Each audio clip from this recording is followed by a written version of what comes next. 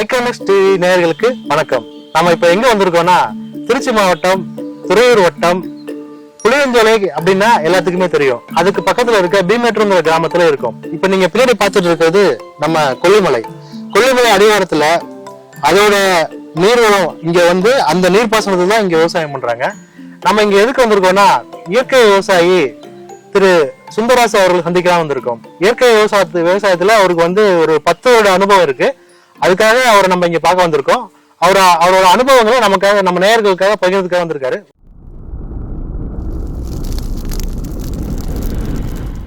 வணக்கம் ஐயா. வணக்கம் ஐயா. நீங்க 10 வருஷத்துக்கு முன்னாடி ஆரம்பிச்சேன்னு சொல்றீங்க. அந்த 10 வருஷத்துக்கு முன்னாடி எது உங்களுக்கு தூண்டுதலா இருந்துச்சு? இயற்கை விவசாயத்துக்கு மாறணும் ஏதோ ஒரு விஷயம் உங்களுக்கு தூண்டி இருக்கும்ல, அது எந்த விஷயம்? ஆமா, எல்லாரும் போலயும் நானும் உரம் மருந்து இது மாதிரி ரசாயன மருந்து அடிச்சு ரெடி பண்ணிட்டு இருந்தோம். அந்த மாதிரி நேரத்துல வந்து ஒரு நண்பர் விதை நெல்லா கொஞ்சம் கொடுத்தாரு.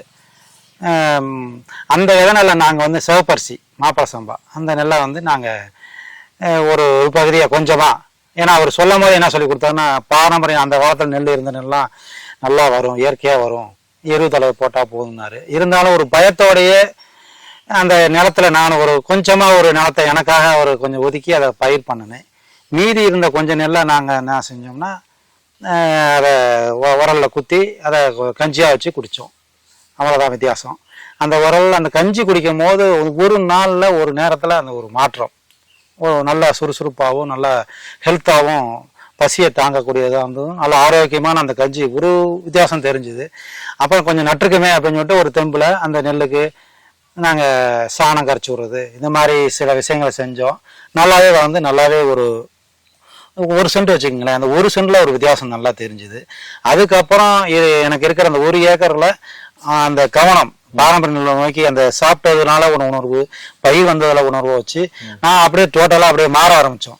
நம்மளும் இயற்கை விவசாயம் பண்ணலாம், அதை பத்தியே தேடல இந்த திருத்துறைப்பூண்டி நெல் திருவிழா அந்த மாதிரி இதெல்லாம் கலந்துக்கிட்டு அங்க நிறைய விஷயங்களை கண்டு பார்த்துட்டு வந்து நெல் அங்க இருந்து விதை நெல்லாம் வாங்கிட்டு வந்து நாங்க அடுத்த கொஞ்சம் கொஞ்சமா வயல்ல முழுக்கவே பாரம்பரிய தான் பண்ணணும் அப்படிங்கிறதுல நல்லா நிறைய பண்ணிட்டோம். ஐயா என்ன சொல்றாங்கன்னா, அவர் வந்து முதல்ல அந்த கஞ்சி வச்சு குடிச்சு அந்த அனுபவத்தை, உடல் ஆரோக்கியத்தை அவர் வந்து உணர்ந்திருக்காரு. அந்த உணர்வை தான் அவருக்கு இதை வந்து பாரம்பரிய விவசாயம் நம்ம வயல்ல பண்ணணும், கொஞ்சமா ஒரு பகுதியில நண்பர் சொன்னதுக்காக போட்டிருக்காரு. ஆனா அவரோட தூண்டுதல் வந்து அதை உணர்ந்திருக்காரு. அந்த கஞ்சியை குடிச்சு உடல் ஆரோக்கியமா இருந்தது உணர்ந்து அடுத்தடுத்து நம்ம இதையே கன்டினியூ பண்ணுன்னு சொல்லிட்டு அதுக்கப்புறம் அதுக்குண்டான தேடல்கள்ல ஐயா சொன்ன மாதிரி அங்க திருத்துறைப்பூண்டிக்கு போய் இதுக்குண்டான பாரம்பரிய நெல் எங்கெங்கெல்லாம் கிடைக்குது இதை பத்தின தேடுதல், ஒரு அறிவு தேடுதலுக்காக அங்கெல்லாம் போய் எல்லா கூடயும் கலந்துருக்காரு. ஐயா, இந்த மாதிரி இப்போ வந்து எங்கெங்க இந்த மாதிரி கூட்டங்கள் நடக்குது உங்களோட முக்கியமா இப்ப நீங்க இந்த நிறைய நெல் ரகங்கள்லாம் சொல்றீங்க, பாரம்பரிய நெல் ரகங்கள் நிறைய சொல்றீங்க. அந்த நெல் ரகங்கள் எல்லாம் வந்து எந்தெந்த பகுதிகளில் எந்தெந்த நெல் விளையும்? இப்ப நம்ம மண்ணை பொறுத்த அளவுக்கு புளியஞ்சோலை பகுதியை பார்த்தா ஒரு காலத்துல வந்து சொல்லுவாங்க, ஐயா இப்ப நிறைய பேர் எங்கிட்ட என்ன கேட்கறாங்கன்னா, நம்ம பகுதியில சிவப்பு பொன்னி, குதிரைவால் சம்பா இந்த மாதிரி நெல்லாம் நம்ம நல்லா பண்ணோம் அந்த காலத்துல இருந்துச்சு. என்கிட்ட வந்து இப்ப வரக்கூடிய விவசாயம்லாம் கேட்கறாங்க, தம்பி இது மாதிரி இருந்தா நான் பயிர் பண்ணலாம், நல்ல ஒரு காலத்துல நல்லா ஆள் உயரம் வரும், நல்ல நெல் ராசி வரும், நம்ம தண்ணிக்கு நல்லா வரும் அப்படின்னு சொல்லி கேட்கறாங்க. அந்த மாதிரி நெல் ரகங்கள்லாம். அப்புறம் கள்ளி முத்தம். உங்களுக்கு நீங்க இப்ப பர்சனலா உங்க தாத்தா பாட்டி அவங்க ஏதாவது பண்ணி உங்களுக்கு ஏதாவது ஞாபகம் இருக்காங்க அந்த மாதிரி இந்த நம்ம பகுதியில் நல்லா பண்ணி என்னுடைய இதுல வந்து பண்ணும் போது நானே பண்ணிருக்காங்க, நல்லா நானே பண்ணிட்டு இருந்தேன். எங்க தாத்தா எல்லாம் பண்ணும் போது நாங்க என்ன செஞ்சோம்னா, அதான் அவங்க வந்து இலை தலை தான் வயலுக்கு நானே கத்தால முதிச்சிருக்கேன், எருவள்ளி வயலுக்கு போட்டிருக்கோம், மாடு உழவு, மாடு நிறவறது, மாடு தான் பெரும்பகுதியா இருந்தது. இந்த 20 வருஷத்தளவு தான் ரொம்ப இயந்திரங்கள் மூலம் நிறைய மாறிட்டோம். அன்னைக்கு நானே சின்ன வயசுல நான் போய் வேலை செஞ்சோம், வயல்ல தோட்டத்துல வேலை செய்வேன். அந்த சேர் அடிக்கும் போது இலை தலையெல்லாம் வெட்டி அதுல போட்டு மிதிப்பாங்க, போட்டு காலில் முதிச்சு விடுவாங்க, அப்படியே மட்டம் எடுத்துட்டு அப்படி. அதுக்கப்புறம் எத்தனை நாளுக்கு அப்புறம் பயிர் நடவு செய்வீங்க? இல்ல அது முதிக்க அப்ப ஒரு வயல ரெடி ஆகுன்னு வச்சுங்களேன், பின்னாடியா வச்சு நட்டு வந்துருவாங்க. எந்த வருஷத்துல இருந்து இந்த உரங்களோட ஆளுமை வந்து விவசாயத்துல ரொம்ப அதிகமா இருந்துச்சு? எங்க வந்து பாத்தீங்கன்னா இந்த பகுதியில வந்து 75 77க்கு அப்புறம் கொஞ்சம் கொஞ்சமா ஆரம்பிச்சது. 80 85ல வந்து நல்லாவே இந்த ஒற்றகங்கள், இந்த நம்பர் வெரைட்டி போட்டு வருது பாத்தீங்களா, வீரிய ரகம்னு சொல்லிட்டு வந்தது பாத்தீங்களா. அதுக்கப்புறம் பாத்தீங்கன்னா இந்த ஏரியா ரசாயனத்துக்கு மாற ஆரம்பிச்சிட்டு ஃபுல்லாவே மாற ஆரம்பிச்சாங்க. அதுக்கு முன்னாடி பாத்தீங்கன்னா ஒரு போக நஞ்ச பொன்னி நடுவாங்க, ஜீரக சம்பா நடுவாங்க. அடுத்தது வந்து இப்ப குறுவேல கடலை போடுவாங்க.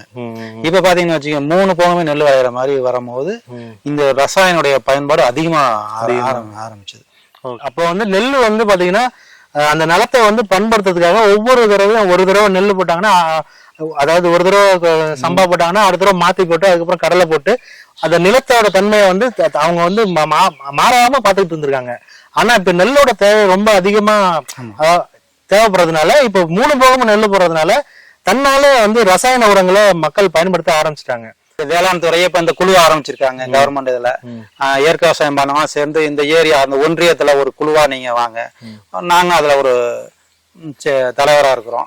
நாங்க சார்ந்த குழுவுல ஒரு 3 குழு ரெடி பண்ணி இயற்கை விவசாயம் பண்றதுக்கு என்னென்னலாம் நீங்க இடுபொருள் பயன்படுத்துறீங்க, நீங்க எல்லாம் கத்துக்கிட்டு நீங்க கொண்டு வாங்கன்னு சொல்லிட்டு அந்த அங்க வேளாண்மை டிபார்ட்மெண்டே இப்ப தனியா வந்து இன்னைக்கு ஒரு மாற்றம் வந்திருக்குது. ஐயா என்ன சொல்றாங்கன்னா, விஞ்ஞானிகளோட ஆலோசனைக்கு ஏற்ப தமிழக வேளாண் துறையே வந்து அப்போ வந்து இந்த ரகங்கள் எல்லாமே ரசாயன உரங்கள், பூச்சி மருந்து இதெல்லாமே அவங்க விஞ்ஞானிகளோட ஆலோசனை பேர்ல தான் கொடுத்துருக்காங்க. இப்போ வந்து கடந்த ஒரு 5 வருஷமா இவங்க வந்து அதை வந்து தப்பு, இது வந்து மண்ணோட தன்மையை மாத்திருது, உணவு வந்து நச்சா இருக்குன்னு அவங்கள விஞ்ஞானிகளே பரிந்துரைக்க போக மறுபடியும் அவங்களே இந்த குழு இயற்கை விவசாய குழுக்கள்லாம் அமைச்சு இவங்களோட ஆலோசனைங்கிற இவங்க எல்லாரும் ஒரு கூட்டமைப்பா இருந்து அதுல இருந்து நிறைய அறிவு வந்து பகிர்ந்துக்கிற அளவுக்கு வந்து அவங்களே ஒரு கூட்டமைப்பை ஏற்படுத்தி கொடுத்துருக்காங்க.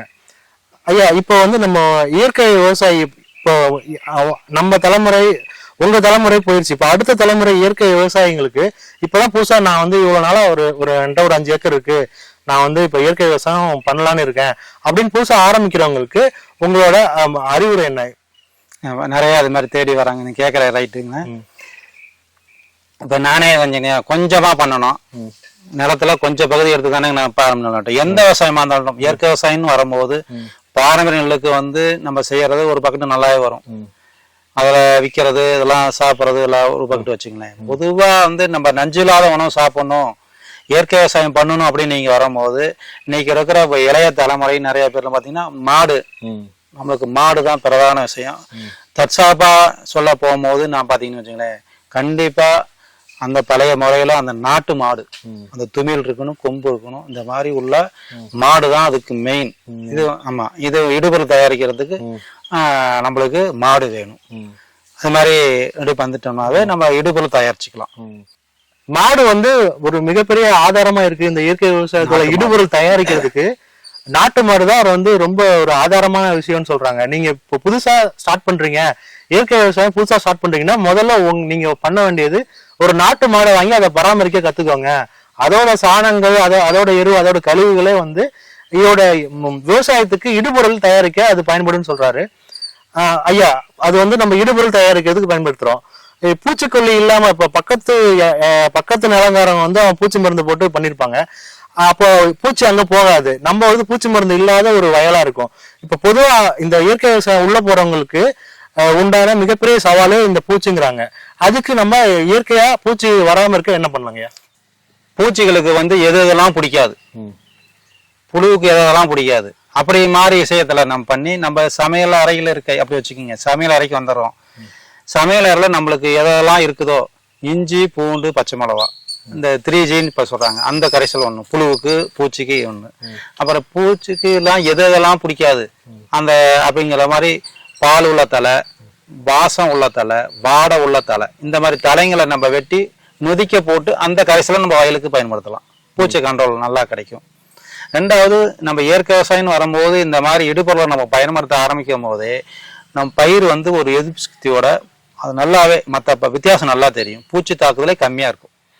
சரிங்க, இந்த நீங்க சொல்றீங்களா இந்த இஞ்சி, இந்த தலைகள், இந்த நொடிகள்லாம் வந்து இதுக்கு தனியா பயிற்சி எங்கேயும் கொடுக்குறாங்களா? இல்ல இப்ப இது தெரிஞ்சுக்கணும்னு நினைக்கிறாங்க மக்கள் அப்படின்னா அவங்க எங்க போய் அதை தெரிஞ்சுக்கலாம்? அவங்க தெரிஞ்சுக்கணும்னு நினைக்கிறாங்க இல்ல, இந்த மீட்டிங்லாம் எங்க நடக்குதுன்னு கேக்குறேன். இப்ப வேளாண் துறையிலேயே நம்ம இது மாதிரி கூட்டிட்டு இது பண்ணி போறாங்க. அது இல்லாம தன்னாளர்களா என்னை மாதிரி இருக்கிறாங்களா இப்ப விழிப்புணர்வா வந்து நாங்களே ஒரு 10 பேர்த்த வச்சு தெரிஞ்சுக்கலாம். ஒரு அடுத்த விவசாயி போய் பாக்குறது. இப்ப என்னோட இதை பாத்தீங்கன்னு வச்சுங்களேன், இப்ப பண்ணிட்டு இருக்கோம், பக்கத்துல டிஃபரெண்ட் பார்ப்பாங்க, அவர் என்ன பண்ணிட்டு இருக்காரு, அவர் வயல்ல பூச்சி வரலையே, நல்லா இருக்கு அப்படின்னு சொல்லிட்டு அவரு நல்லாவே நெல் பயிரை கொண்டு வராரு அப்படிங்கிற மாதிரி பக்கத்துல எங்க சித்தப்பாலாம் ஒரு 5 ஏக்கருக்கு கொடுத்துட்டு அவர் இன்னைக்கு இயற்கை விவசாயம் பண்றதுக்கு ரெடி ஆகியிருக்காரு. அந்த மாதிரியே நாங்களும் ரெடி பண்ணிட்டு இருக்கோம். ஐயா, இந்த நீங்க புளியஞ்சோலை இந்த வேளாண் சங்கம் சொல்லிட்டு அந்த போர்டு பார்த்தோம் உங்களுக்கு. இந்த இதுக்கு முன்னாடி இந்த நம்மாழ்வார் ஐயா அந்த கூட்டம்லாம் நடந்துட்டு இருந்தது, அது அந்த இதுக்குள்ள இன்னும் தொடர்புல இருக்கீங்களா? அவங்க தொடர்புல இருக்கீங்க. அவங்க ஏதாவது இன்ஸ்ட்ரக்ஷன் ஏதாவது இப்போதைக்கு உங்களுக்கு தேவையான நீங்க உங்களுக்கு இந்த வேளாண் சார்ந்த விஷயங்கள்லாம் பகிர்ந்துக்கிறீங்களான்னு கேக்குறோம். பகிர்ந்துக்கிறீங்க. அங்க ஏதாவது நீங்க கத்துக்கிட்டீங்களா ஐயா? அங்க போய் கத்துக்கிட்டதுல பாத்தீங்கன்னு வச்சுங்களேன், இயற்கை விவசாயம் பண்றது அதாவது ஒரு பயம். நாங்க கேட்டீங்களா, நல்ல கேள்வி. அங்க போயிட்டு கிட்டத்தட்ட ஒரு 10,000 பேர் இருக்கும். அவ்வளவு பெரிய இடத்துல இயற்கை விவசாயம் பண்றது ஆரம்பத்துல ஒரு தயக்கம். மகசூல் வருமா, எப்படி செய்யும், அந்த நம்மளுடைய மண் எப்ப வளமாகும். அவன் ஒருத்தர் சொல்லுவாரு 3 வருஷம் ஆகணும், ஒருத்தர் சொல்ல 5 வருஷம் ஆகணும் அந்த வயலுடைய நஞ்சு போறதுக்கு.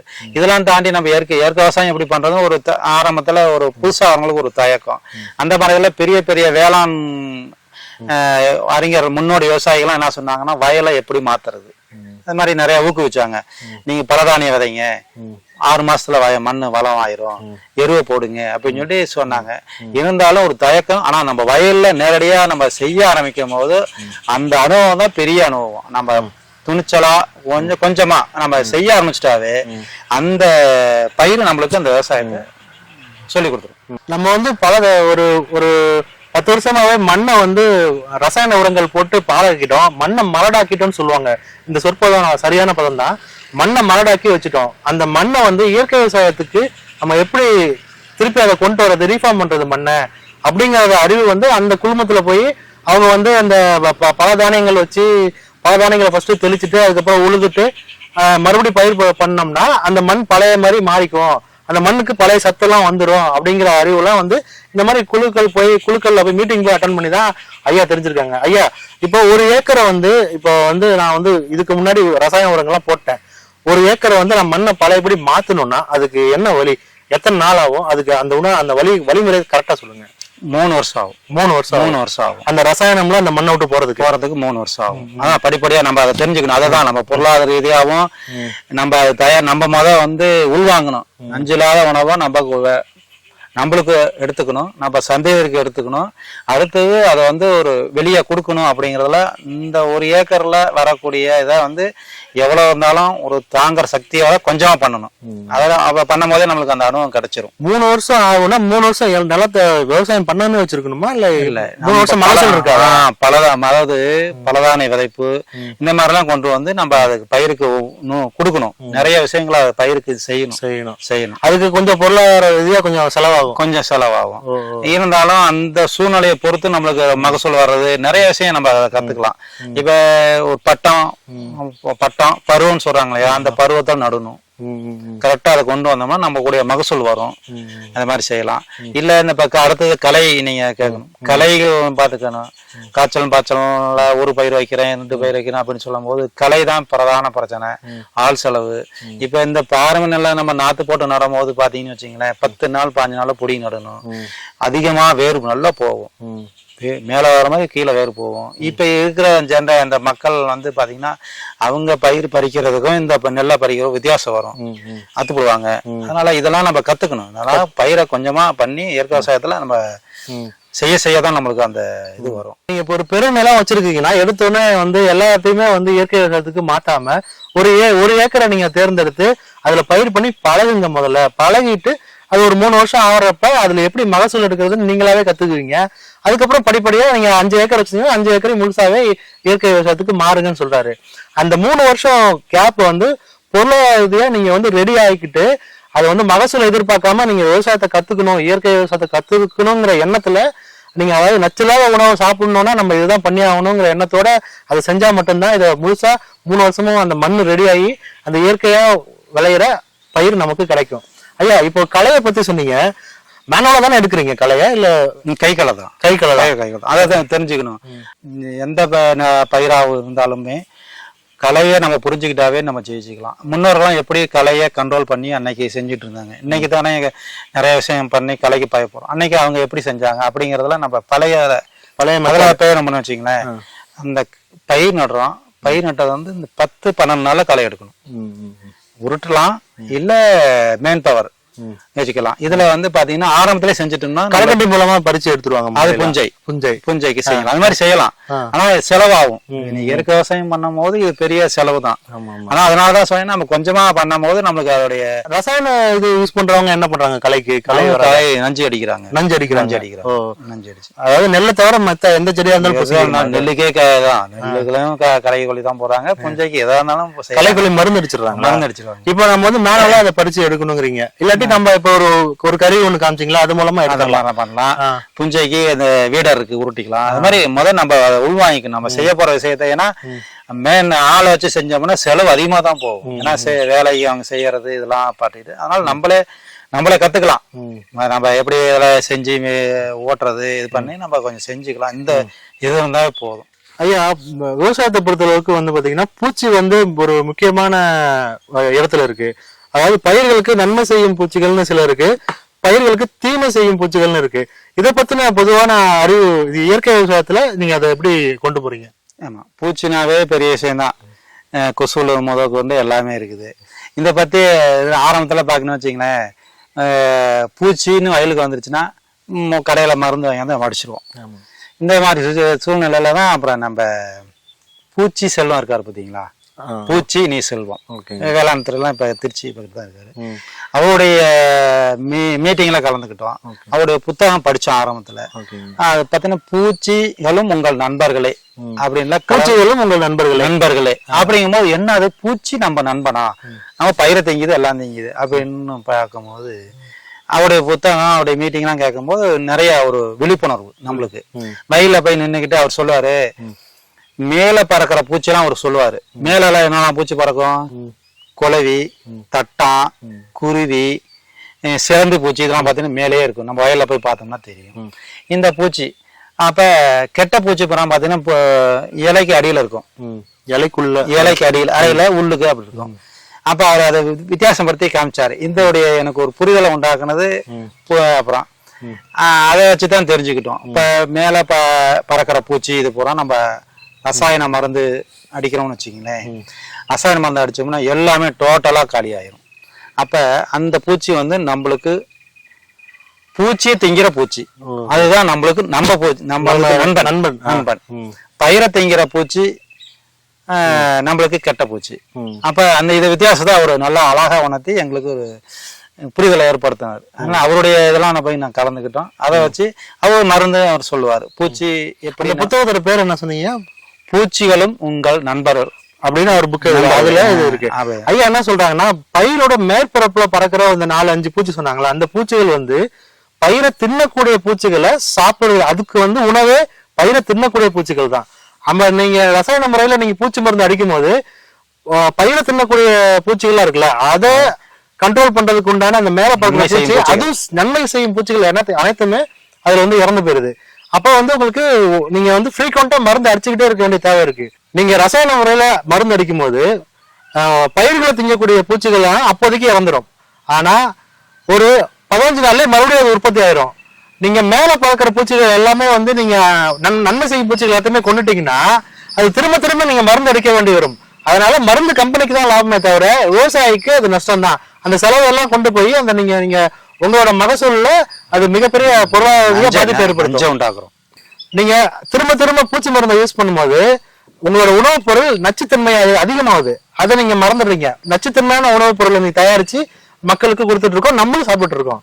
ஐயா வந்து என்ன சொல்றாங்கன்னா, முதல்ல இயற்கை விவசாயத்துக்கு வரவங்க உங்களுக்கான உணவு, நீங்க வீட்டுல சாப்பிடக்கூடிய உணவு வந்து நீங்க தயாரிச்சு அதை பயன்படுத்தி பாருங்க. அதோட நன்மைகள் உங்களுக்கு உடல் ஆரோக்கியம் உங்களுக்கு அதுவே உங்களுக்கு வந்து அது ஒரு தூண்டுதலா இருக்கும். அதுக்கப்புறம் நீங்களாவே வந்து இயற்கை விவசாயத்துக்கு மாறிடுவீங்க அப்படின்னு சொல்றாங்க. அப்படி பூச்சியே வந்துருச்சு அப்படின்னு நான் செய்யணும்னா நம்ம தான் இஞ்சி பூண்டு பச்சை மிளகா, இல்ல பூச்சிக்கு பிடிக்காதது அந்த இலைய திங்கிற பூச்சிக்கு பிடிக்காத விஷயத்த நம்ம செய்யணும். அது மாதிரி அவர் நிறைய விஷயங்களை அவரை தெளிவு பண்ணி அதை வந்து நம்ம வயல்ல பண்ணும் போது பூச்சிக்கு வந்து ஒரு பயம் இல்லாம நம்ம தெளிவான ஒரு இதுக்கு நல்ல விவசாயம் பண்ணலாம். பூச்சிகளை வந்து நம்ம நண்பர்கள் சொல்றாங்க. பூச்சி வந்து நம்ம பயிரை வந்து பாதுகாக்கவும் செய்யுது. அந்த பூச்சிகளையும் நம்ம ரசாயன பூச்சி மருந்துகள் வந்து கொன்றுது. நம்ம வந்து ஐயா சொன்ன மாதிரி இந்த இஞ்சி பூண்டு பச்சை மிளகாய் இதை வச்சு நம்ம பூச்சிகளை கண்ட்ரோல் பண்ணலாம்னு சொல்றாங்க. ஐயா இப்ப நீங்க சொல்ற மாதிரி ஒரு 3 வருஷம் வந்து நம்ம வந்து அந்த மண்ணை வந்து ரெடி பண்ணி அதுக்கப்புறமா தான் வர்றதுதான் வந்து நல்லா பியூரா வருங்கிறீங்க. அந்த 3 வருஷமும் நமக்கு வந்து என்ன ஒரு பயிற்சி மாதிரியா? இல்ல 3 வருஷத்துல நம்ம கத்துக்கலாம். இப்ப என்னன்னா அங்க இந்த இப்ப வெளிய இருந்து அரிசி ஒரு கவர்மெண்ட் ஒரு இது வச்சிருக்காங்க, இயற்கை விவசாயம் ஒரு இது வச்சிருக்காங்க. 3 வருஷத்துல நம்ம வந்து நிறைய கத்துக்கலாம். 3 வருஷத்துல அந்த மண்ணு வளமாயிரும். ஏன்னா இப்ப கொஞ்சம் கொஞ்சம் வளம் மண்ணை வளமாக்குறது வந்து 3 வருஷ காலம் அவங்க ஒதுக்கியிருக்காங்க. அதை வச்சுதான் அந்த 3 வருஷம் சொன்னேன். ஆனா 6 மாசத்துலயே நம்ம மண்ணை வளப்படுத்திடலாம். அந்த நஞ்சு வெளியாகிறது ரொம்ப நாள் ஆகும். ஆனா இருந்தாலும் அந்த 3 வருஷங்கிறது கம்மிதான். இருந்தாலும் நமக்கு வளமாயிரும், மண்ணு வளமாயிரும். நம்ம மேல விவசாயம் பண்ற பாத்தீங்கன்னா மேல கொடுக்கறது இந்த புண்ணாக்கு இது மாதிரி எல்லாம் கொடுக்கும்போது நம்ம மகசூல் எல்லாமே எடுத்துடலாம். 3 வருஷம் அவங்க டைம் வச்சிருக்காங்க. அதனால அந்த 3 வருஷத்தை நான் சொன்னேன். 3 வருஷத்துல படிப்படியா நம்ம மண்ணை வளப்படுத்தி. ஓகே, நாட்டு மாடை பத்தி சொன்னீங்க. நாட்டு மாடு ரொம்ப நமக்கு தேவை. இயற்கை விவசாயத்துக்கு பண்ணோம்னா நாட்டு மாடு ஒண்ணு இருந்துச்சுன்னா ரொம்ப உதவியா இருக்குன்னு சொல்றீங்க. அது சார்ந்து சொல்லுங்க. இப்ப இது எப்படின்னு கேட்டீங்கன்னா நாட்டு மாடு அப்படின்னு கேட்டீங்கன்னா நம்ம கட்டுறக்கிற செல்வத்தை பூரா மாடு பூரா அழிச்சிட்டோம். அதிகமான பால் வேணும் அப்படின்ட்டு கலப்பின மரம் உண்டாக்கிட்டு அதுக்கு வேண்டிய தீவனம் எல்லாம் வெளியே வாங்கி போட்டு மாட்டையும் நச்சுப்படுத்திட்டோம். அந்த மாட்டுல இருந்து எடுக்கிறது வந்து சொல்றாங்க. இருந்தாலும் இதுக்கு முன்னோடியா இருக்கிறது வந்து சுபாஷ் பாலேகர். அவருடைய அவர் வந்து மகாராஷ்டிரா. அவங்க அவரை இதை பண்ணும்போது நம்ம கிட்ட இருக்கிற மாடு நாட்டு மாடு துமில் கொம்பு இருக்கிற மாடு பாத்தீங்கன்னு வச்சுங்களேன், சிங்கத்தின் இதை சொல்றாரு. அந்த சீற்றம் ஆமா, அதுல வீரியத்தை சொல்றாரு. சிங்கத்தோட வீரியம் ஆமா, அந்த கொம்புல இருந்து உருவாக்குறது அதெல்லாம் சேமிச்சு வைக்கிறது. அந்த சாணம் இதுல வந்து நுண்ணுயிரி பேர் அந்த இதுல அவருடைய பயிற்சி வகுப்புல கலந்துக்கிட்டோம். அதை பார்க்கும்போது ஒரு மாடு இருந்தா போதும் 30 ஏக்கர் விவசாயம் பண்ணலாம்னு அவர் சொல்றாரு. ஒரு நாள் வர சாணத்தை எடுத்து 1 ஏக்கர் இப்படி சுழற்சி வரும்போது ஒவ்வொரு நாளும் பண்ணும்போது 30 ஏக்கர் விவசாயம் பண்ணிக்கலாம் அப்படின்னு சொல்லிட்டு அவருடைய கிளாஸ் இதெல்லாம். 1 ஏக்கருக்கு ஒரு நாள் வர்ற சாதம் போதுங்களா? போதும், 10 கிலோ அப்படின்னு சொல்லிட்டு எனக்கு ஆரம்பத்தில் தயக்கமாக தான் இருந்துச்சு. ஆனா நான் செய்ய ஆரம்பிக்கும் போது 10 கிலோ சாணம் கோமியம் எடுத்து பிரிச்சு வச்சு அதை நம்ம ரெடி பண்ணும் போது பயிருடைய வளர்ச்சி நல்லா அருமையாவே இருந்துச்சு. அவருடைய அந்த நிறைய விஷயங்களை அதை பத்தி பேசியிருக்காரு. அந்த மாட்டு வயிற்றுல வரக்கூடிய இந்த நுண்ணுயிரி சாணத்து வழியா வந்து அது எப்படியெல்லாம் நம்மளுக்கு பயன்படுது அப்படிங்கிற விஷயத்த அவர் மாடை வச்சு நிறைய விஷயத்த அவர் பேஸ் பண்ணியிருக்காரு. இல்ல மாட்டு சாணத்தையும் அதோட சிறுநீரையும் கலந்து ஏதாவது இந்த நொதிக்கிற மாதிரி ஏதாவது பண்றீங்களா? இல்ல ஜீவாமிர்தம் அது தயாரிக்கிறீங்க? ஜீவாமிர்தம் பண்றோம். அது எப்படி தயாரிக்குதுன்னு சொல்லுங்க. சாணம் 10 கிலோ, கோமியம் 5 லிட்டரு, வெல்லம் 1 கிலோ, பயிறு வகை மாவு, அதாவது தட்டைப்பயிறு பாசி பயிறு இது மாதிரி பயிறு வகை மாவுல வந்து ஒரு 1 கிலோ 2 கிலோ போட்டுக்கலாம். அந்த வயலுடைய மண் ஆரம்பத்துல இருக்க சொல்றது அவரு சொல்ற விஷயம். நண்டு வலை இல்ல எலி வலை மண் அப்படி வச்சுக்கீங்களேன். அது கீழே இருந்து மண் எடுத்துட்டு வரும். அந்த உயிருள்ள மண்ணை எடுத்து வந்து அந்த பாரல்ல போட்டுடணும். 200 லிட்டர் தண்ணி இதுல 3 நாள் வச்சிருந்து நம்ம கிண்டி விட்டு சுத்தி விட்டு வச்சிருந்தோம்னா அந்த கரைசல் ரெடி ஆயிரும். அந்த வயலு தண்ணீர் பாசன நீரோட கலந்து விடலாம். 10 நாள்ல விட்டுக்கிட்டே இருக்கலாம். இதை விட்டீங்கன்னா நல்லாவே உங்களுக்கு 6 மாசத்துல நம்ம நல்ல மண்ணோடைய வளத்தை பாத்திரலாம். இது வந்து தெளிக்க தேவையில்ல, தண்ணியில கலந்து பாசம் நிறைய தெளிக்கலாம். அது பயிருக்கு மேல தெளிக்கிறது வடிகட்டி தெளிக்கலாம். இந்த பாசம் அவரும் நம்ம மண் புழு அதிகமாகணும்னா அவரு வயலுக்கு தான் மண்ணுல தான் விடணும். ஆமா ஆமா. ஆக்சுவலா சாணம் வந்து பூச்சிக்கொல்லிங்களா? சாணத்தை தெளிச்சா பூச்சி வராதா? இல்ல வீட்டுக்கு முன்னாடி சாணம் தெளிக்கிறாங்களா? கிருமிநாசினி சாணமே கிருமிநாசினி. ஆனா இவர் சொல்ற அந்த ஜீவாமிர்தம் வந்து மண் வளம் சார்ந்ததுனால நீங்க தண்ணியில கலந்துட்டீங்க டைரக்டா மண்ணிலே போய் கலந்துரும். 10 நாள்ல விடலாம். எல்லா 10 நாள்ல எல்லா பயிருக்கும் நிறைய அவருடைய இதுல வந்து நிறைய விஷயத்த அவரு இது பண்ணியிருக்காரு. அதே தான் ஃபாலோ பண்ணி மாடு அது பார்க்கும்போது நான் எந்த இதுக்கும் 10 ஒரு நெல் இருக்குன்னு வச்சுங்களேன், நெல்லுக்கு வந்து ஒரு 4 தரம் தான் நான் வயலுக்கு கரைச்சி விடுவோம். அந்த பாரில் ரெடி பண்ணி அதுக்கப்புறம் மோர் கரைசல். இப்ப மோர் பாத்தீங்கன்னா அடுத்தது வந்து கேட்டீங்களா பயிர் பழுக்குது இது மாதிரினா மோர், புளிச்ச மோர், முசந்தலை, தேங்காய் பால், இந்த மாதிரி மோர் கரைசல், தேமோர் கரைசல், அரப்பு மோர் கரைசல்னு சொல்லுவோம். இந்த மோர் கரைசல் விடும்போது அதுல விளையிற மணிகள் வந்து நல்லா திரட்சியாகவும் சைனிங்காகவும் நல்ல ருசியாகவும் இருக்கும். பதர் வராது. காய்கறி எதா கொண்டும் அதை பண்ணும்போது பழுக்காது. பயிர் வந்து இந்த பழுப்பு இது மாதிரி இது வைக்காது. இந்த மாதிரி விஷயம் அதையும் பண்றோம். நல்லா இருக்கும்.